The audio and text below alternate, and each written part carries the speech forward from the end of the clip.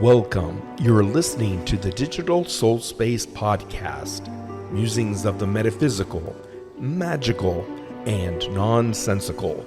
We invite you to open your mind, let your imagination run wild, and to indulge in that which often cannot be explained.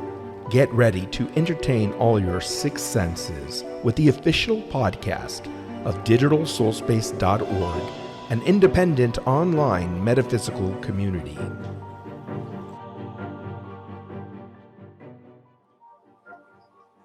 And welcome everybody to our premiere episode of Digital Soulspace, musings of the metaphysical, mystical, and nonsensical. Hopefully, not mystical, magical. Sorry, it's our first. It's our first episode. So it gives me great pleasure to be with everybody here on this live and premiere episode of the Digital Soulspace podcast. With that being said, I'd love to introduce our hosts. First, my co-host, who you can also find the Geek with Muscles podcast, Deejay George Jett. Hey, how you doing, guys? That's Deejay George Jett. We have a lot less sound effects on this podcast. We're a little bit different in the sense that we are highlighting the sort of humorous spookiness of spirituality. We're not as serious, but we're also not as fun. No, I wouldn't say that. Not as we're fun. We're fun, but we're not as I don't know, something as our other podcast that Right. George participates in. We're a little bit more Professional. Professional on this one. There's a word. Yeah. There's a word. And it's also my great pleasure to introduce our recurring guest on this podcast is less quirky. Thank you, Rachel Staples from I like that. Yorkshire, England, is watching us live right now. And it gives me great pleasure to introduce my very good friend who I've known and who has influenced me throughout my awakening process, Miss Psychic Medium, Miss Jen Bustos. Ooh. We don't have the applause button like we do in the other. I know we don't. We don't. I feel like we're really missing out right now. We need the applause button. I think we need to bring that back. So, Yeah. I think so too. So today's show is really today's show means a lot to me in the sense of this is kind of how I got started on my metaphysical journey. Somewhat, let me say, this is how I started to strengthen the metaphysical aspects of my being. I started reading a book by the Jamison twins called Psychic Intelligence, and they talked all about psychic clairs. And I had always heard, and most people have always heard, something called clairvoyance, right? Everyone's heard that. Oh, in fact, some people will introduce themselves as, oh, I'm a clairvoyant. And what does that actually mean? Well, the word clair actually means sense, like senses, like, you know, seeing, hearing, tasting, touching. Psychics have the same thing. They have different clairs. And what we're talking about today is what is your strongest clair? Because when you figure out what your strongest clair is, you open the door to developing your own psychic awareness and psychic abilities. Okay. With that being said, I'm going to pass it to Jen, and we're going to talk about the 5 clairs and what they are. And I'm going to let Jen explain that. Okay. And so welcome, Jen. Thank you. Thank you. Okay, so we're going to talk about just the main ones. I mean, we'll probably touch on the other less common ones, but for now, I think we'll just go through the main ones that everybody's used to hearing about and dealing with. So the first one that we're going to start with is clairvoyance, which means clear sight. And an interesting thing about that is it doesn't always happen when you're awake. I love that. Yeah, like when I'm sleeping, I'm incredibly clairvoyant. I have super potent psychic dreams all the time. But when I'm awake, my strongest is claircognizance and Sentience. So it depends on what state of consciousness I'm actually in. So let's see. I love that. But I I think love that. I'm glad that you brought that up, though, because when I'm in the demagogic state, which is between sleep and awakening, I'm incredibly clairaudient. Like I hear, like if someone's in my room screaming at me. Usually it's loud, but sometimes it's softer. Sometimes it's like when I was in a hotel once, it was like, "Hey, Mike," it was a whisper in my ear, and then I but found it's out my loud. friend. Yeah, and then I found out my It's a friend whisper, but Ruben. it's loud. Yeah. Yeah, excuse me. And then I found out my friend Ruben had the similar experience. Someone in that same hotel room at the same time was like, "Hey, Ruben." So there was somebody there, That's but cool. so thank you for bringing that up. Yeah, it really does make a difference because, again, I do stuff in my sleep all the time. And I'm right there seeing everything. And like, for instance, if I have a client, sometimes the night before, and sometimes even the night before that, I'll actually have very clear dreams of whoever is coming through for them. And that's actually how I'll open my session. I'll start with the dream, quote unquote. It wasn't really a dream, obviously. It was an experience, and that's how I got my information. But that's how I'll start. And sometimes it's a whole session long, literally every single thing that I needed to know, that I needed to say, that I needed to convey, every single answer to every question that they may have for me is all in that dream. Oh, wow. Very interesting. Yeah. Very interesting. So, but again, when I'm awake, I'm not all that clairvoyant. I'm not seeing people walking around. I'm not even hearing, a whole lot. It's mostly coming in through my mind, which is claircognizance. And I'll tell you what, it's probably the trickiest of all the clairs. And that's because you have to learn how to separate your own thoughts, feelings, and emotions and we'll talk about emotions, from the messages coming in. And that is very, very tricky. You have to learn to trust yourself. And I think that's everybody's biggest obstacle is really learning how to trust yourself. It's so much easier when you can just see something, because we tend to believe our eyes. Right. We tend to believe our eyes, we tend to believe our ears, because for us, it's something that has substance here in the physical world. When you're relying on just your thoughts, it's very, very tricky. Yeah, no, and I think trusting yourself is huge in this because, like, when I was first getting in, I'm also, geez, my throat chakra gave out right when we started, right? Excuse me. Guys, sorry, I just got to mess with the camera a little bit and try and get this. I found out myself that I was claircognizant, and it's interesting because you're always waiting for the voices. Like you want a clear voice, and you want it easy. Yeah, you want it easy, so you and you don't trust realize that the voice comes in like these random thoughts or these pictures. And then as soon as you start to trust yourself, there's more energy behind them, and you learn to differentiate between different, like you said, different thoughts and emotions. It gets stronger and stronger. Yeah, and that takes so much practice. It takes practice. It takes confidence. It takes training. Now, Rachel has a really cool question. She says, "What's up? What are the links between clairvoyance in your dream state and the astral realms?" Oh, that is a great question. That's very deep. I have to think about that for a second. Okay, so when you're exploring astral realms, you're most often either sleeping or meditating. And so, you know what? I have to directly correlate that with clairvoyance, at least in any experience, because you're conscious on some level. You're conscious and you're seeing. So that you are tapping into your clairvoyance 100%. I would totally agree. And in fact, I think when you're traveling. yeah, I think the more clairvoyant you are, the more The easier it is. Yeah, to explore other realms. And I Yeah, love I the agree question with from that. Rachel, because she's really big on astral realms and communicating with different realms that some of us have never even heard of. I love that.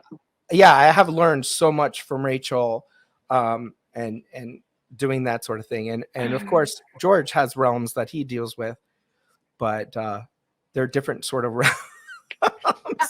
But we're not going to go into all that here. We're not going to go into that. You know, I have to We're explain. supposed to be professional. We're supposed to be professional. I have to explain to everybody that George is not a believer, but he's not a denier. He's a healthy skeptic. And Yeah. and that's kind of, he's here because there's balance in all things. And George is our balance in our conversations, and Oh, he totally of course is. we appreciate his technical skills as a producer and everything like that as well. Yes, So- and his time management skills. His time Because I would talk for 6 hours, and Mike, so would you. Yes, we would. We would never stop if it wasn't for George. Okay, so we have covered clairvoyance, Okay. right? Yes. Sort of. So let's actually talk about clairaudience for a second.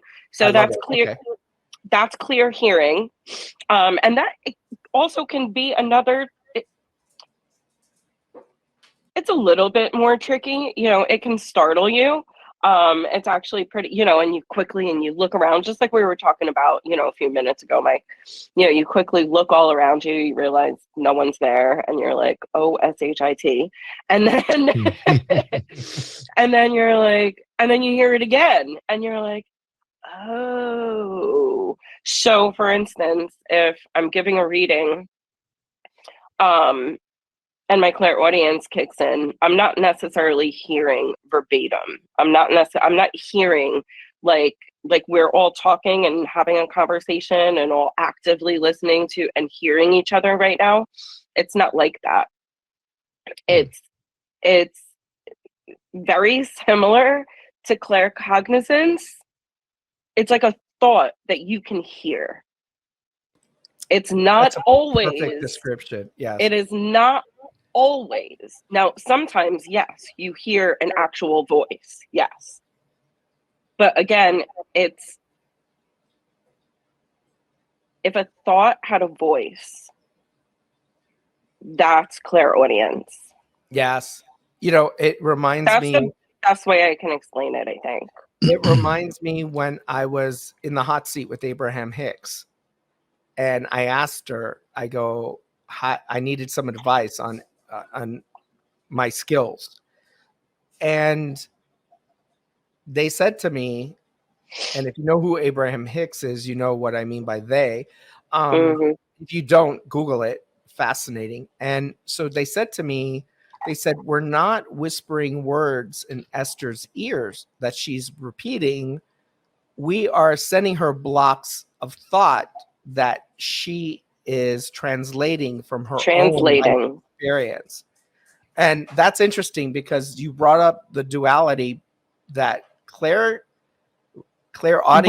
is similar to claircognizance. You're right. I actually love that you just brought that up because that's so true. Yeah. That is so, because sometimes it is. It's a whole bunch of information, and it sort of like, how can I describe it? At least for me, it'll feel like static for a second. And then all of a sudden I'll start talking, and I'm just interpreting what I quote unquote heard. Yeah, and that's kind of like when we same thing with claircognizance also. Yes. So Rachel says, is there a link between clairaudience and the messages in songs? Sometimes a song comes on and it feels like it's speaking directly to the situation. What do you think about that? I know what I think about that, but what do you think about it? You know what?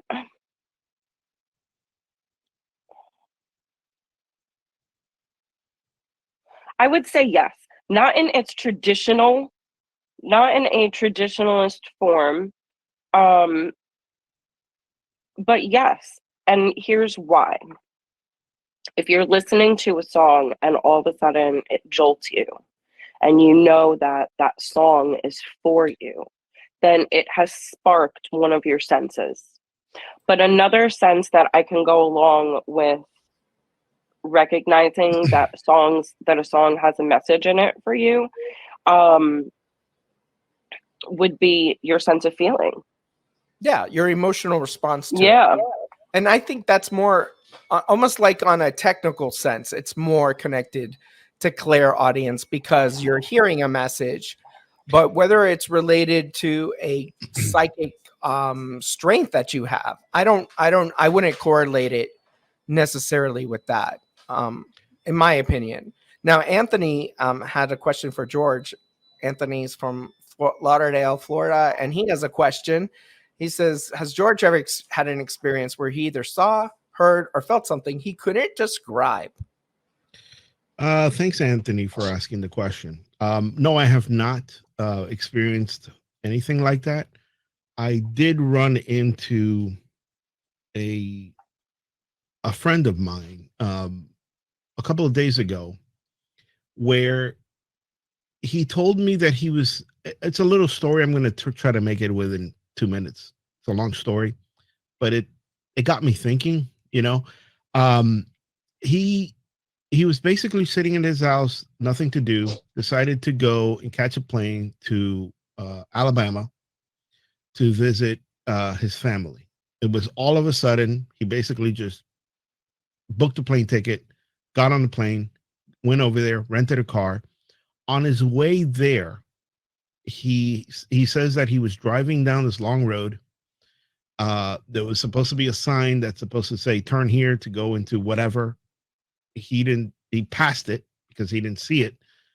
He stopped somebody at a red light and said, hey, where is the turn for whatever, right? And the guy said, you missed it. It's a couple of miles back, just turn around. And he goes, and then something in the conversation said, hey, what's your name or whatever, right? This guy tells me that he says, I'm XYZ. I'm not going to say the name, right? When he heard the name, my friend heard the name, the guy said, freaked out. The guy said, by the way, I know this is going to sound crazy and it's a little bit morbid, but my dad killed your dad. And I freaked out. I'm like, are you kidding me? What are the chances of this happening? So I'm a skeptic. I'm like, he's just a story. This guy starts crying. I look up all the information that he gave me. He's dead on. It's on newspapers. It's on newspapers. It's on everything. They both have the same name.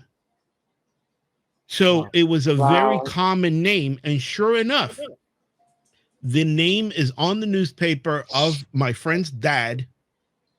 The guy that his father killed is on the thing. So it's one of those stories where I think it's real because I saw evidence and I saw the guy's reaction. Have I ever personally experienced that? No. But when he told me that, I'm like, wow, I don't know where to stand. Yeah. And I hope I tried to compress the story. So I hope it made some sense. No, it's amazing. No, it was perfect. It was perfect the way you told it. So my question is, what made my friend that was sitting in his couch, all of a sudden he heard something, says, I got to book a plane ticket to Alabama out of nowhere. And what are the chances that all of this happens and that he gets stopped? I mean, this is like nonstop. Yeah. So something is going on there. I don't know what it is. Absolutely. And this is a perfect story. Oh, I'm having major deja vu right now. Okay. This is a perfect story, by the way. It really is because there's so much into this.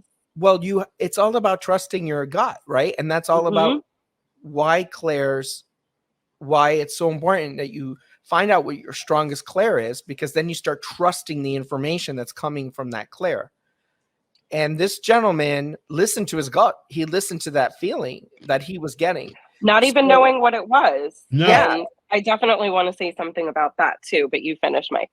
So it's so trusting that is definitely, it's like a form of claircognizance, because all of a sudden you have this knowing. Right. Yep. And that's a perfect example. It's like I was traveling down into this park for lunch, and I had the sense of knowing, walk to the lake. And I'm like, why? And I'm like, oh my God, Spirit, what are you getting me into? Mhm. And I walked to the lake, and there was a little baby duck getting killed by a bunch of grackles, a bunch of fish crows. I'm sorry. They were pecking him to death. And I guess I was picking up on the distress of this little baby duck, and I scared them away. And I'm all about nature and stuff. And I know stuff has got to eat, but not this time, you know? Right. And so just not right now. Not right now. scared, Not yeah, on Not right this now. clock. Yeah. I scared the fish crows away, and the baby duck got out of the water because he was going in the water, diving underneath to get away from them. And they were waiting for him to drown, basically, because he couldn't keep doing it. And he ran over to his mother, who was sitting underneath a bush with all her other babies. And he got in there and he cowered down. So very small comparison to somebody getting a message of this clear knowing that they have to book an airplane flight. So just imagine how strong his claircognizance is, where he couldn't and he ignore doesn't it. even know it. So he's been running into these things. I don't know how to describe All right, we're good with things. describe it. I'm going to show him the episode that I spoke about it, and I hope he can come on the show and talk about it, because it's, again, I need, logical sense. I need evidence. I need scientific evidence. That's the way I look at things. So hearing that, it got me thinking. I mean, what makes somebody get up from, your couch? Yeah, just randomly book a plane ticket. Let's go see my mom. Like, here I am chilling. And then this Let's go happens. to I mean, what are Alabama. the coincidences? Oh, and then on top of that, the guy wasn't from here. He was from Singapore. So he had come down to visit his family. So what are the coincidences of all of these things? Just no coincidence. Putting none everything at all. together. I don't think there is. No, everybody was. It's too much, especially. And by the way, I am Jen. not making this story up. I am Yeah, not no. making And what this were We you know gonna you're say not. about it, Jen? We know you're not. Okay, so what I love about this is that the guy didn't even know what was happening. He was just following his instincts. And I think that is actually the most beautiful part of developing your clairs, is not so you can, sit down and talk to dead people or do psychic readings. For me, I feel like that's a perk if you can help someone else in some way, even if it's just once in your life. The beauty in it for me, and why I've always chosen to help people develop, is more to help you navigate your everyday life better. Right. So would that be a feeling, or would that be a knowing of what he did? That's a really deep combination of so many things that is definitely claircognizance at its finest. And it's even clairsentience at its finest. That's a really strong, and clairsentience is your is trusting your feelings. Like George, I know you've heard people talk about like being an empath, and it's basically you're highly empathic or empathetic towards other people's feelings. You feel feelings. Right. I think I'm in that realm. I think I'm in that realm. Okay. That realm and the knowing part, I would say. I feel like that makes sense for you. That George is claircognizant? Yeah. If And you, some people clairsentient. don't even know, and that's what part of the reason we wanted to have this particular program is that some people say, and you hear it all the time, they say, I have a really good intuition. I just know. And they don't check that up to psychic ability. They just figure, oh no, I just have a good and they're just really, they're totally claircognizant and haven't no idea about it. Right. And I've always thought about of what I know by dealing with my clients. And I always see it as, well, because it's happened before, I kind of know where it goes. So, you know, for example, if I were to set up a certain staging system, you know, in a certain area, I would say, hey, let's not do this here because you're going to have people walking around. You might trip on things, you know. So to me, a little bit is common sense, but some things are more. You just know. I just know that we should do it this way. And then when I'm proved wrong, where the client says, no, let's do it my way, and then it happens the way I described it, it's like I'm tired of like saying, I told you so. Told you. I told you so, but you didn't want to listen. You wanted to be the expert. So I see it that way, you know. And that's a great example of how you use it in your everyday life. Right. Yeah. And you know, because now here you are making connections with the different Clairs that we're talking about. Right. And seeing how it shows up for you and how it can help you and does help you in your everyday life. Right. I think that I think is the most important. Yeah. And I think it's in really developing. Cool because, yeah, I'm clear. I think it's interesting. George and I are both very claircognizant and we're both good at IT. And I tell people all the time that I feel a computer. Like I feel exactly. Yes, I feel directory structures. I feel like, oh, I like being on the D drive better. It's more of a party on the D drive. The C but drive, that's also your clairsentience too. You're super clairsentient, Mike. Right. Super clair. Think about it. Listen to what you just said. You feel it. Yeah. You feel the computer. Yeah. So that's totally that is your clairsentience in combination with your claircognizance right there. And the two very much work together. Oh, Anthony has a cool question. He says, would you say all clairsentients are empath? No. I would like to say yes, but no. And we haven't really introduced clairsentience, have we? We kind of just like morphed into it. We just kind of threw it in there. Clairsentience is, for those who are watching, is clear feeling. And that's what empaths are. They're clairsentient, as well as other things. But that's what they're utilizing first and foremost is their ability to feel. But you don't think that all of them people are also empaths, but empaths are using it, but they're not all clairsentients are also empaths. Yes. All empaths are clairsentient, but not all clairsentients are empaths. Yes. And for people that don't understand how that works, it's okay. Think of it this way. If you are an animal with a hoof, like a horse or a cow or a goat, you're called an ungulate. Okay. Yeah. And some of those ungulates, I've been called the worst. They're cud, right? They're cud chewers, and that's called a ruminant. So all ruminants are ungulates, but not all ungulates are ruminants. So that's a if that's all they were gonna call me, I'd be oh my happy. God, George, I can't with you sometimes. I love you. So yeah, but it's also like all mediums are psychic, but not all psychic are mediums. There's a difference in the level to which you develop. Right. And there's a difference in the potency that it comes, through for you. I don't think what I just said makes sense, but I hope you know what I mean. No, that doesn't sound right. The potency. No, I totally get it. Now, as far as claircognizance go, I want to jump really back a little bit because I want to share an experience that might explain claircognizance.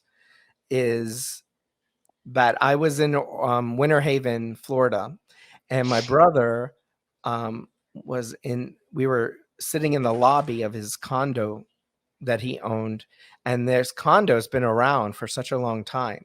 And there was this beautiful big a photo of all these old, those old Fords, like from the 1930s and 40s. They're all the same color. Yeah. And they're parked in front of this beautiful Art Deco building. It could have been South Beach. That's how, except the building was really tall. I stood in front of this picture, and started talking to everybody and saying, oh my goodness, there's a woman here joining us, and she's short and she has curly white hair, and she sits here all the time, and she's telling me about how glorious this building was, and she loves to sit in the lobby and talk, and she loves to sit in the lobby and she knows everything about everybody here. Suddenly I just start spewing this stuff about this lady I have never met. I'm expecting everyone to think Michael's crazy because I'm just telling them all about this woman who used to live in this building. And then my brother says to me, you just described the lady who we purchased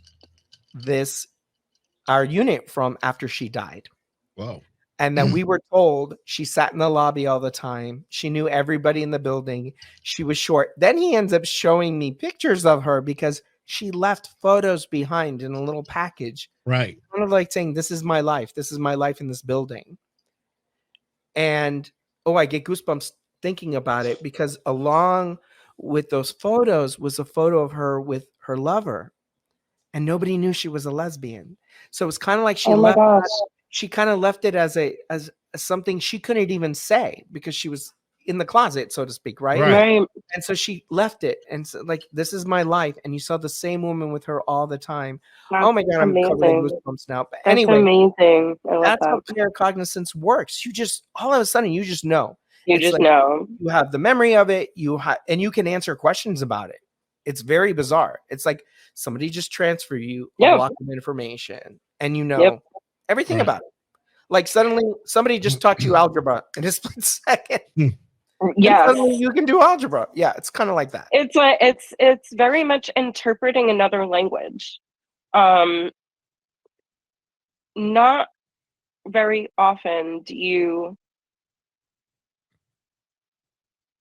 hear the actual words the way we're speaking to each other. It's very different most of the time because again, sometimes yes. But so here's a really great example of mixed clairs. Oh, great. So sometimes, again, let's just pretend I'm doing a reading for somebody, and sometimes they'll tell me a word, but I'll see it spelled out. I love that. They're giving me a word which would be, should be, could be, whatever, audible, but instead it came through my clairvoyance and I saw the word instead. So like had somebody's Aunt Mary come through last night and then this morning. I don't know who Aunt Mary is, but I saw the name written out, like in my head. I didn't hear the name and I didn't see the person, but I saw the name. So it's like, kind of like a 2-for-1 deal. My mother's name is Mary, by the way. So I don't know if anyone has an Aunt Mary that's watching. Yeah. Or I don't know. And she was holding, she was holding a green heart. Oh, interesting.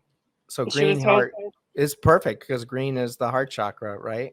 The color of the heart chakra. So let's talk about how people can. So I don't know. That's very true. I didn't, I honestly didn't even give it like a second thought because I've just been so busy with like life.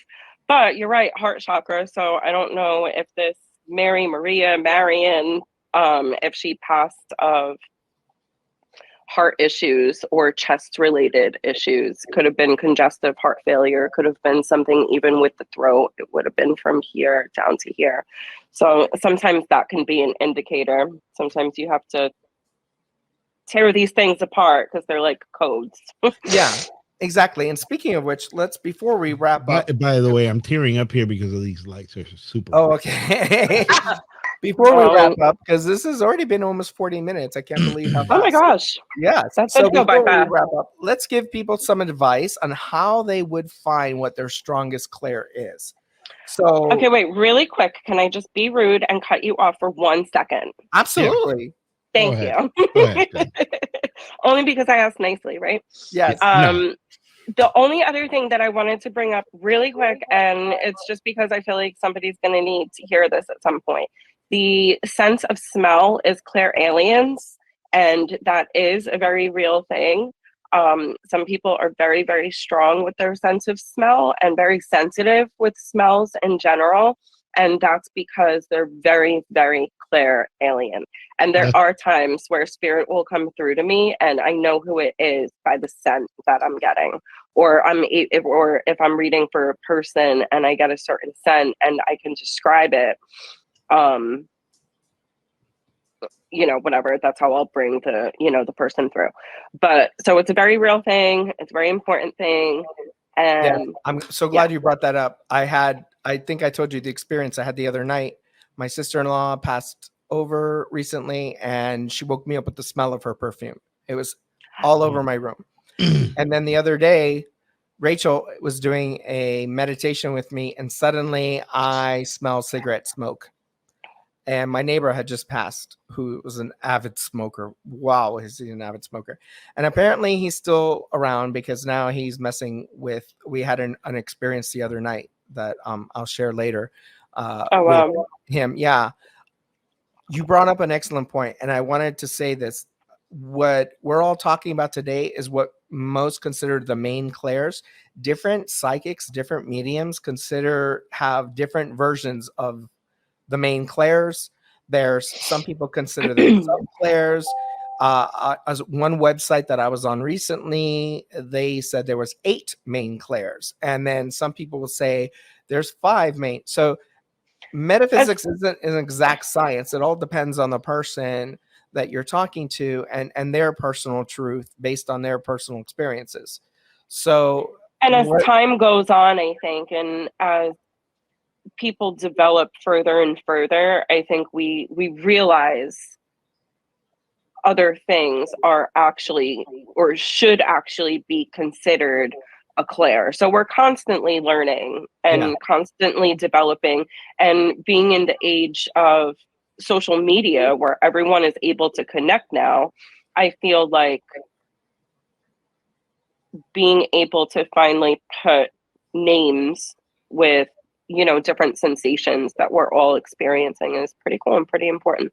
Yeah, and when you mentioned that, the thing about smell, all of a sudden, I don't know why, with George, I got, and I don't know if George has somebody who has passed over that loved gardenias, but all of a sudden, I matched George with, I wasn't smelling gardenias, but I matched George with, I heard the word gardenia. So I don't know if George, if it has someone who's passed over that, but it was like George's face and then gardenia. Gardenia. So I don't know, George, do you actually know somebody who's crossed over that love gardenias? Not currently, no.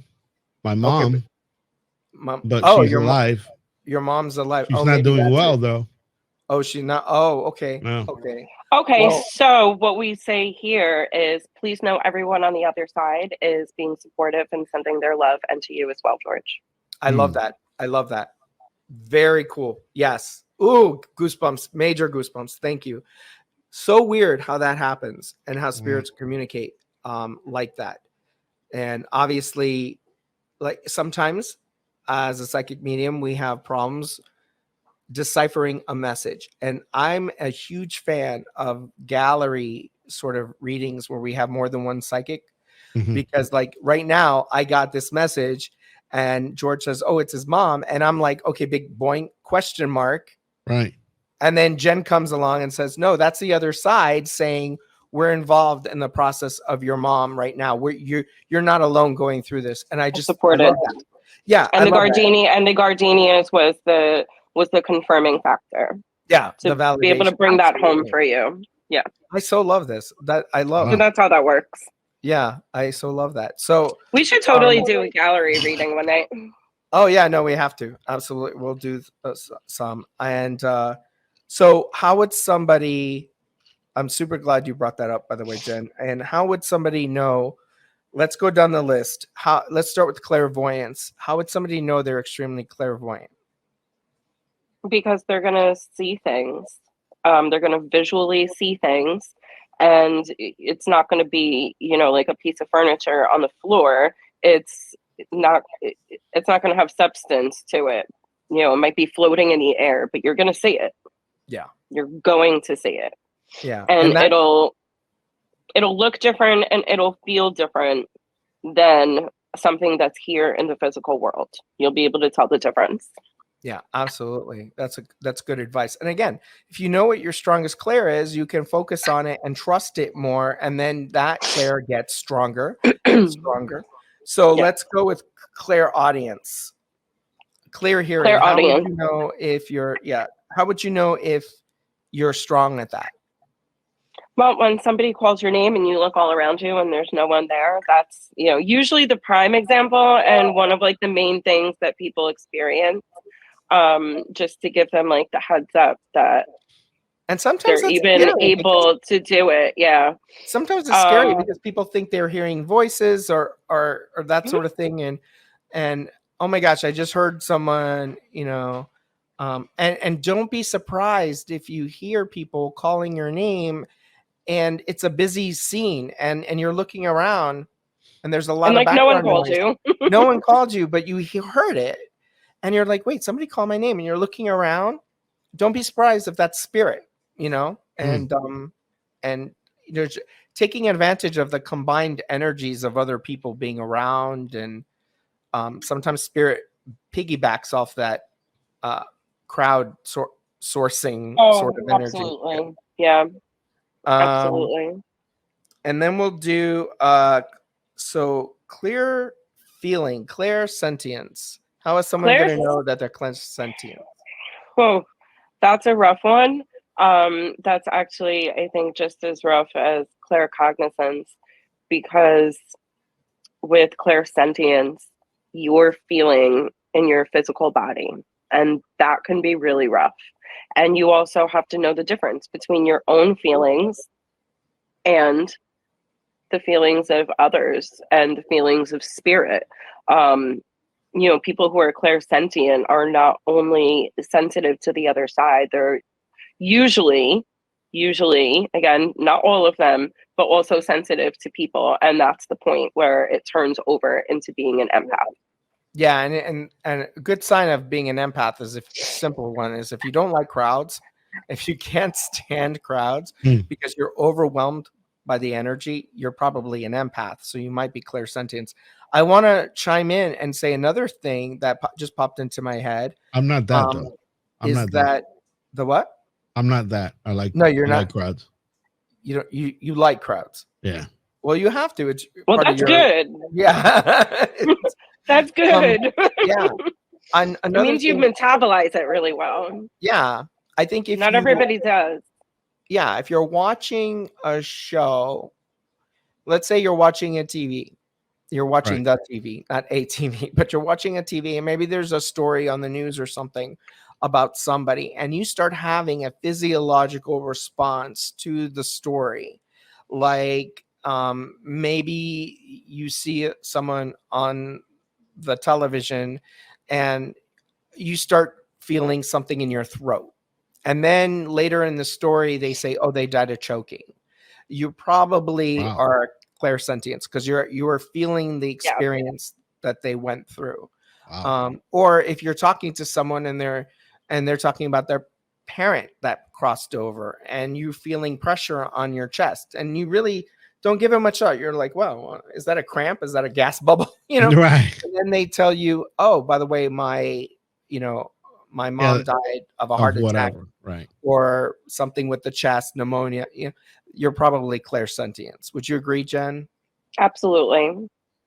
Yeah, absolutely. And you're empathic. I'll just use me and my daughter as an example. We're extremely empathic with each other.